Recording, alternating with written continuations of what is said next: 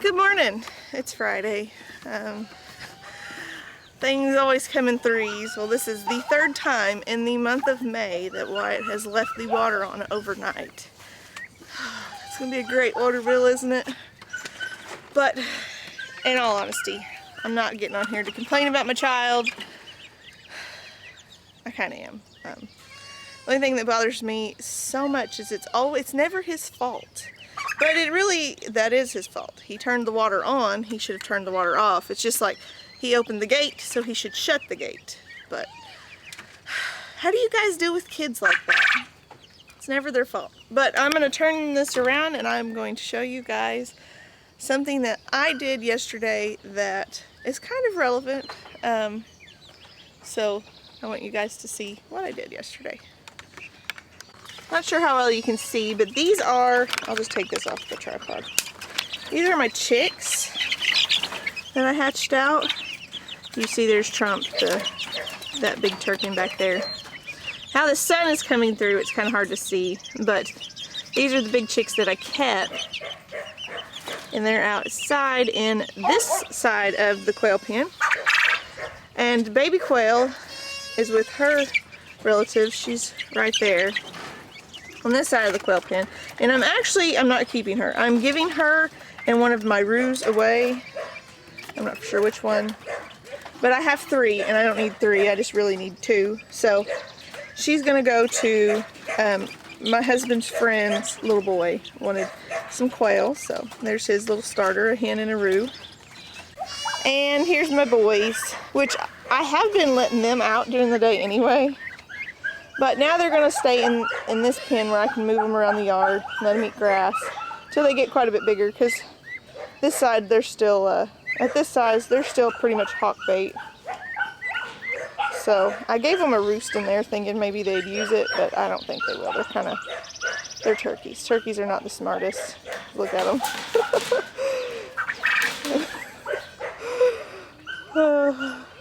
I wanted to also show you guys some stuff that is relevant to us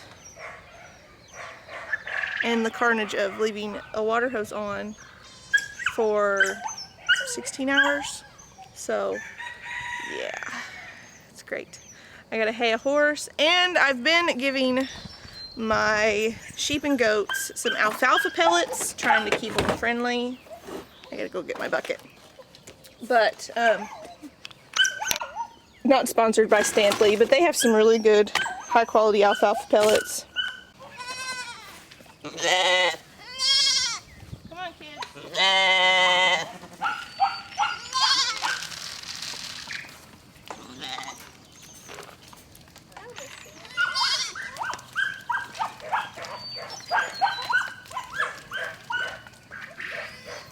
Hi, Ruby. Get out of the beach off, I'll feed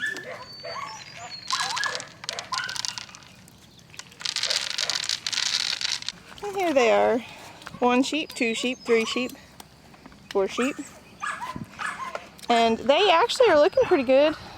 She's got a little bit of weepy eyes. And I'm probably gonna give her some more, give her a shot of antibiotics. This one is a rock star. Nothing bothers her. She about tore the end of her ear off getting that USDA tag off, and hasn't bothered her at all.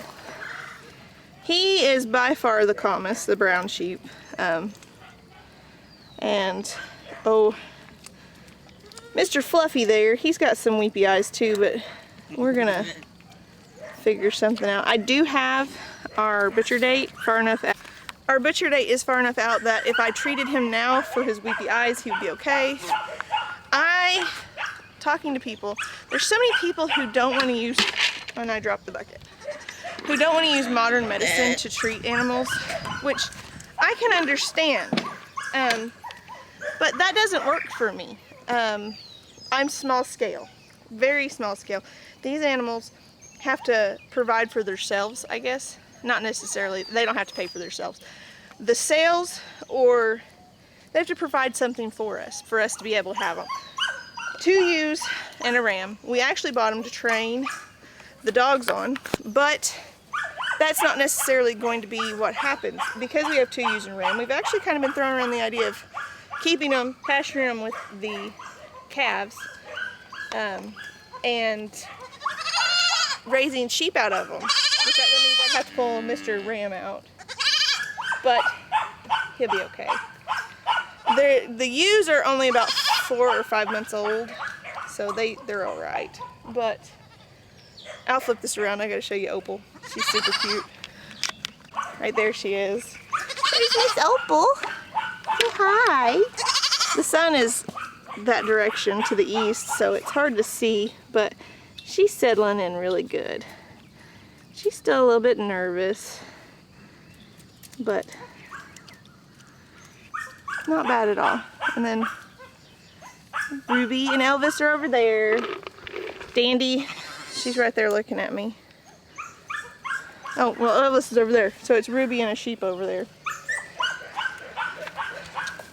He is the biggest beggar. The calves are pretty good beggars too. And so is Woolly Man, but he'll be okay. Okay, everybody, I need one more shot at getting names in to name this fella. And we will name him this weekend. Matt is a fan of the name Sonny, because that was his grandpa's name, and Hastings named after his grandpa's brother. So that way if he was ever, you know, Hastings' horse. There's little tiny tomatoes on this, and I am so excited about that. So that means I've got a good pollinator that's coming around. And I actually gave one of those. I gave one to Auntie Ann when I saw her last weekend. I was really excited. Those are the tomatoes I was the most excited about, because I was giving them away as gifts. And I mean, look at them, they're so adorable. And then I will show you my little experiment with my watermelon. I can talk. My watermelons. There they are. They're actually growing really good. And I'm going to bring some more potting soil and pack around them. Some more. There was 2 in each container, but one was pitiful looking in each container, so I planted them both together. I'll probably just leave them. And if you don't remember, this is clay. All the soil that we're standing on is clay. And I dug a pretty good sized hole, filled it with potting soil, and planted those in it. And then used some old straw to mulch around it. Actually turned out pretty good. And if they grow like that, that means I can grow in this horrible non-draining soil. And that'll give me some options for some in-ground stuff that it won't be quite so expensive this way. But I am still building a 16-foot bed right here, just for like tomatoes and peppers. I may try watermelon in one of my tubs, like the one to the end maybe, that end or this end. And then we still have plans of building a little shed in here, probably out of the same cedar planks that we used for the raised beds. But all this stuff is in the future. None of it is needed right at the moment, so it can wait. We've got other things to do. We're going to put up our barn soon, I believe. And, you know, just stuff like that. We got a bunch of stuff to do. Long morning. I've got a few more chores to get done, and I'm going to do those off camera because I'm a lot faster whenever I don't have a camera in my hand. But anyway, guys, thank you for watching and supporting us. We appreciate all of your comments, your likes, and your shares.